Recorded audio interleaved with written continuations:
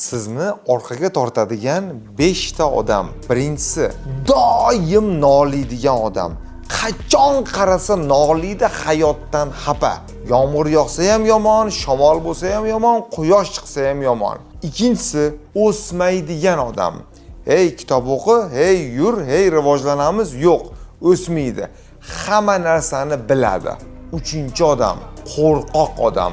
Qadam bosamiz, yur, harakat qilamiz desangiz, hamisha qo'rqadi. To'rtinchisi, orqadan gapiradigan odam. Oldingizda turadi, yaxshi gapiradi, siz ketganingizdan keyin nimadir deydi. 4 ta odam o'tirsa, bittasi turib ketsa, o'sha odamni gapiradi. Beshinchisi, vaqtingizni o'g'irlaydigan odam. Nima deyotganini o'ylamaydi, qachon qarasa gapiradi. Aniq bir ma'noli gapi yo'q, lekin gapirsa bo'ldi, vildir-vildir qilsa bo'ldi.